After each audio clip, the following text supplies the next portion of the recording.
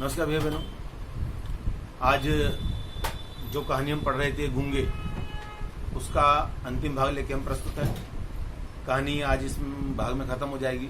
अभी तक हमने कहानी में पढ़ा कि गूंगे की माँ उसे छोड़ के चली गई, उसके पिता की मृत्यु हो चुकी है और जिसने उन्हें पाला पोसा है वो उसे बहुत मारते हैं। उसके बुआ फूफा वो चाहते थे कि वह काम करके पैसा कमा के उन्हें दे, और जब चमेली उसे अपने यहाँ काम पर रख लेती है तो 4 रुपये और खाने के एवज में वो रखती है अपने यहाँ नौकर उसे।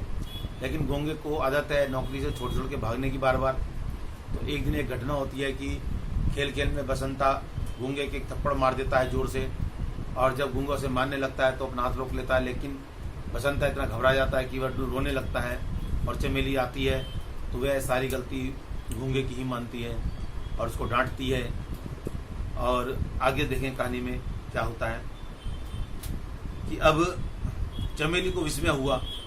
गूंगा शायद यह समझता है कि बसंता मालिक का बेटा है, उस पर वह हाथ नहीं लगा सकता।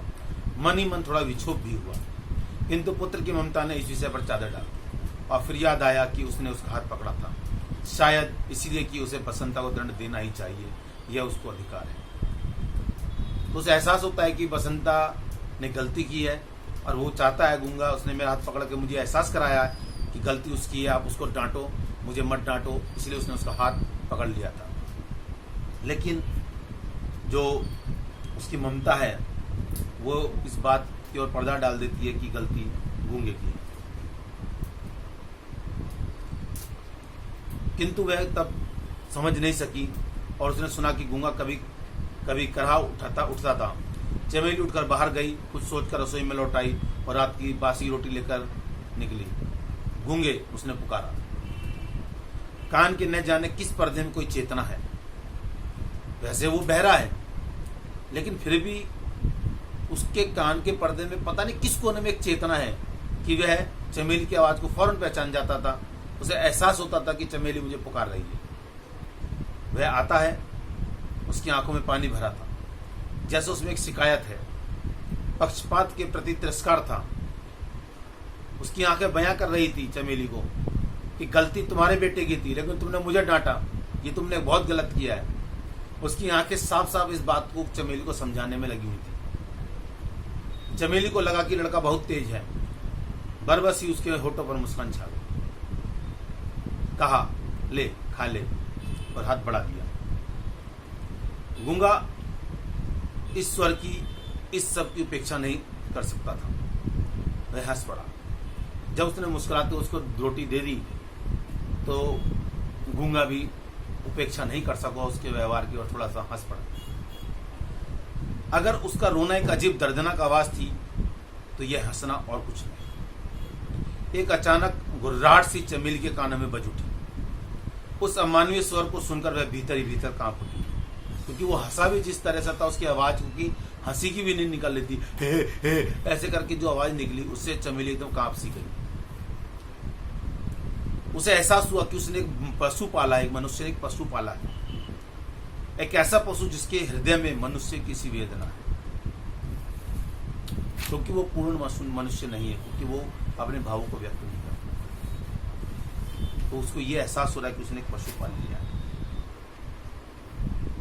इस एहसास के साथ ही उसे घृणा उत्पन्न हुई और घृणा से विक्षुब्ध होकर चमेली ने कहा, क्यों रे, तूने चोरी की है?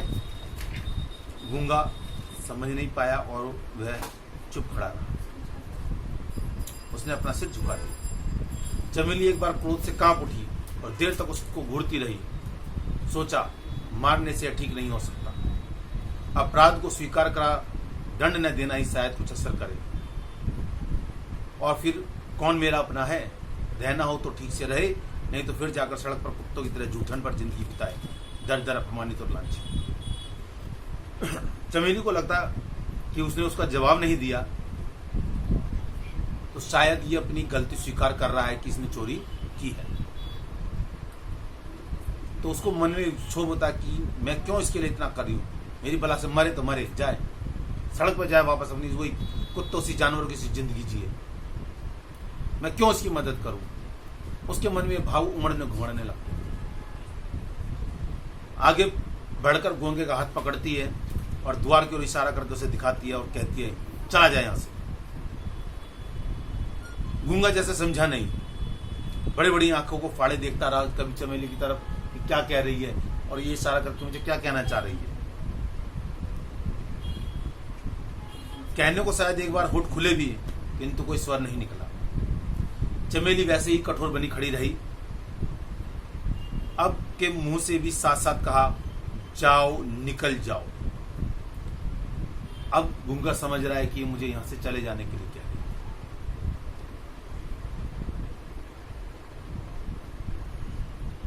ढंग से काम नहीं करना है तो तुम्हारा यहां कोई काम नहीं। नौकर की तरह रहना है तो रहो, नहीं तो बाहर जाओ।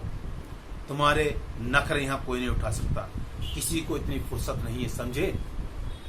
तो चमेली का जो हृदय है वो क्रोध से भरा हुआ है। भले ही वो गलतफहमी की वजह से हो, लेकिन उसे लगता है कि ये रहने लायक नहीं है, क्योंकि मैं एक पशु को नहीं पाल सकती। और वो उसको इशारा करती जा, चला जाए यहां से, निकल जा मेरे घर से। और फिर चमेली और गुस्से में चिल्लाती है। वो देखती है कि नहीं जा रहा है और गुस्से चिल्लाती है, मक्कार, बदमाश, पहले कहता था कि मैं भीख नहीं मांगता।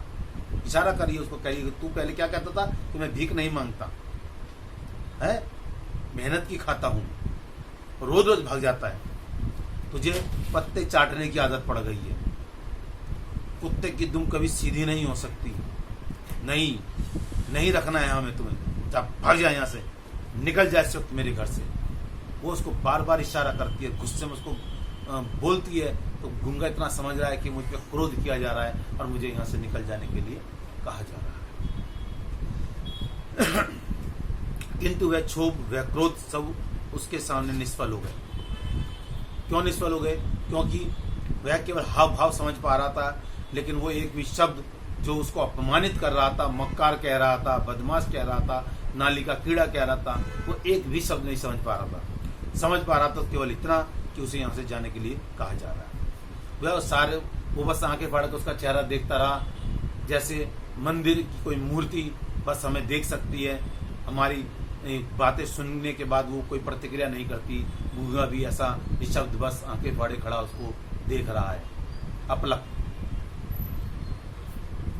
जैसे मंदिर की मूर्ति कोई उत्तर नहीं देती, वैसे उसने भी कुछ नहीं कहा। केवल इतना समझ सका कि मालकिन नाराज है और निकल जाने को कह रही है। इसी पर से अचरज और अविश्वास हो रहा है। इस बात पर उसे बड़ा ही अचरज हो रहा है कि वो मुझे क्यों निकल जाने को कह रही है। मैंने ऐसा कितना बड़ा अपराध क्या कर दिया, क्यों मुझे यहां से निकाल रही है। गूंगा अभी समझ नहीं पा रहा था, वो बिल्कुल मूर्ति की तरह खड़ा हुआ है। तो चमेली ने उसके हाथ पकड़े जोर का झटका दिया और दरवाजे के बाहर धकेल दिया कि नहीं निकल रहा, चल मैं निकालते तुझे। और जब दरवाजे से बाहर धकेल दिया, धक्का दे दिया चमेली ने उसे, तो गूंगा अब समझ चुका था पूरी तरह से कि उसे घर से निकाल दिया। वह धीरे धीरे वहां से चला गया। चमेली उसको जाते हुए देखते ही और फिर वापस अपने घर के काम में लग गई। करीब करीब 1 घंटा बीता होगा। शकुंतला और बसंता दोनों एकदम घर में चिल्लाते हुए घुसते हैं, अम्मा अम्मा अम्मा। चमेली पूछती है क्या है, क्यों चिल्ला रहे हो? तो बसंता बताता है कि गूंगा गूंगा गूंगा। किंतु कहने के पहले ही नीचे उतर कर देखा, गूंगा खून से भीग रहा था। चमेली ने उसे घर से तो निकाल दिया था, लेकिन उसके मन में अभी भी गूंगे के प्रत्येक मन में भावना थी, प्रेम की। तो जैसे ही अपने बेटे के मुंह से घबराए हुए स्वर में सुना गूंगा गूंगा, दौड़ती हुई नीचे आकर देखा कि गूंगा उसके सर से खून बह रहा था, उसका सर फट गया था। वह सड़क के लड़कों से पिट कर आया था, क्योंकि गूंगा होने के नाते वह उनसे दबना नहीं चाहता था। दरवाजे की दहलीज पर सिर रख कर कुत्ते की तरह चिल्ला रहा था। कांव कांव जैसे कुत्ता चिल्लाता वैसे चिल्ला रहा था। और चमेली चुपचाप देखती रही कि इस मूक अवसाद में युगों का हाहाकार गूंज रहा है। मुख क्योंकि वह शब्द नहीं आ रहे थे। और ये गूंगे अनेक अनेक हो संसार में भिन्न भिन्न रूपों में छा गए, जो कहना चाहते हैं पर कह नहीं पाते, जिनके हृदय की प्रतिहिंसा न्याय और अन्याय को परख कर भी अत्याचार परख को चुनौती नहीं दे सकती, क्योंकि बोलने के लिए स्वर होकर भी स्वर में अर्थ नहीं है, क्योंकि वे असमर्थ है। चमेली के मन में एकाएक सारे भाव घूमने लगते हैं कि इस गूंगे को जब मार रहे थे तो वहां इतने सारे लोग रहे होंगे, कि आज दिन ऐसा कौन है जो गूंगा नहीं है, किसका हृदय समाज, राष्ट्र, धर्म और व्यक्ति के प्रति विद्वेष से, घृणा से नहीं छटपड़ता था, किंतु फिर भी कृत्रिम सुख की छलना अपने जालों में उसे नहीं फांस देती, क्योंकि वे स्नेह चाहता और समर्पण चाहता। उसके मन में रह रह के विचार आता है कि जब इस गूंगे को वो लड़के मार रहे थे तो क्यों नहीं वहां खड़े तमाशा देख रहे लोगों ने इसको बचाने की कोशिश की, क्यों उनके हृदय की संवेदना मर गई थी, क्यों उनके मन में इसके प्रति एक दया का भाव नहीं उत्पन्न हुआ, क्योंकि ये दिव्यांग है इसीलिए। अगर आज ये बोल सकता तो क्या वो लोग इसको इस तरह से मार पाते, क्या उसको इस तरह से प्रताड़ित कर पाते? तो कहीं ना कहीं इस कथन से, चमेली के इस कथन से लेखक ये कहना चाह रहा है कि जो समाज के लोग किसी निसहाय दिव्यांग पर इस तरह का अत्याचार होते देखते रहते हैं, वह भी गूंगे और बहरे हैं। केवल वो बच्चा ही गूंगा बहरा नहीं है, समाज का हर वो व्यक्ति गूंगा और बहरा है जो इस तरह के अत्याचारों को अपनी आंखों से देखकर भी अनदेखा करता है और इस अत्याचार को अपने कानों से सुनकर भी उसे अनसुना कर देता है। इसके प्रति अगर वो आक्रोश व्यक्त नहीं कर सकता तो वो गूंगा है। उसको अगर उसके चीत्कार के स्वर सुनाई नहीं देते हैं तो वो बहरा है।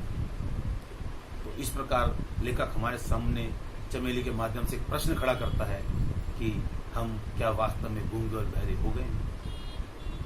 तो ये कहानी बहुत ही मार्मिक है, हमें सोचने पे मजबूर करती है कि क्या हमें दिव्यांगों के साथ होते हुए इस अत्याचार को चुपचाप देखते रहना चाहिए या इसके लिए हमें कुछ करना चाहिए।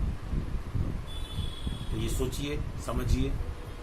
और कहानी का जो शीर्षक है गूंगे, कहानी केवल एक व्यक्ति के बारे में, लेकिन गूंगे बहुवचन है, तो कहीं ना कहीं कथन ये शीर्षक जो अब आके साबित हो जाता है, सार्थक हो जाता है कि वो अकेला ही गूंगा नहीं था, समाज का हर वो व्यक्ति गूंगा था जो उस घटना को चुपचाप होते हुए देखता है। इसलिए इसका कहानी का शीर्षक रखा गया गूंगे।